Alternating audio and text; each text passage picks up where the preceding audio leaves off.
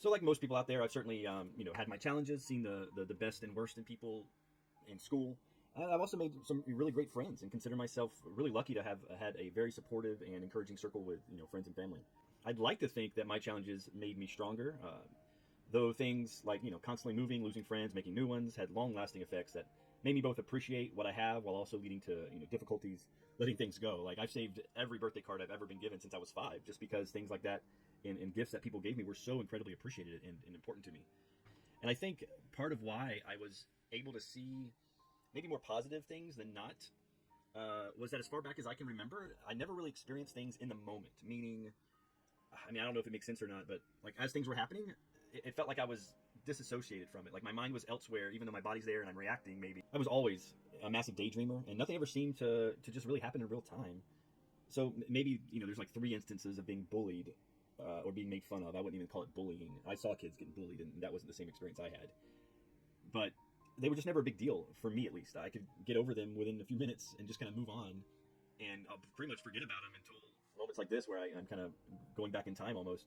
But yeah, it's interesting, and almost always it was people making fun of the way I walk because I had a very obvious limp, even though of course family and friends always say no, it's not, I don't notice it, but you notice it. I mean, every flaw about yourself is what you notice, and that's what gets to you, right?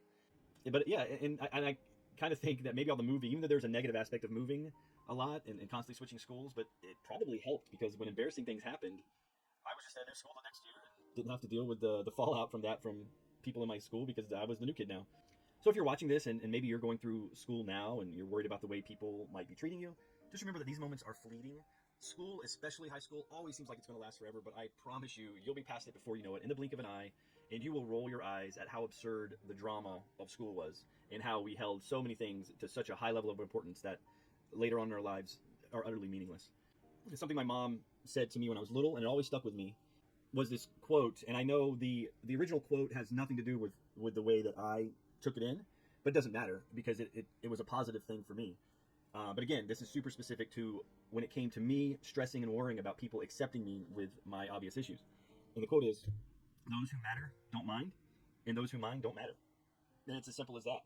So it kept me, I think, attached to the people that mattered in my life more than the strangers, passing by in school and making fun of the way I walk. Like I could have cared. Like their opinion had zero value and meant absolutely nothing. And now, that was before social media, obviously. But now we're in a world with social media, and people hold strangers' opinions to way too high of a value. And I can only stress how unimportant those opinions truly are in the grand scheme of things. But yeah, stick around, and we can talk about specific experiences. Maybe you'll find comfort in knowing that we share similar experiences. But if you have questions or comments, please let me know.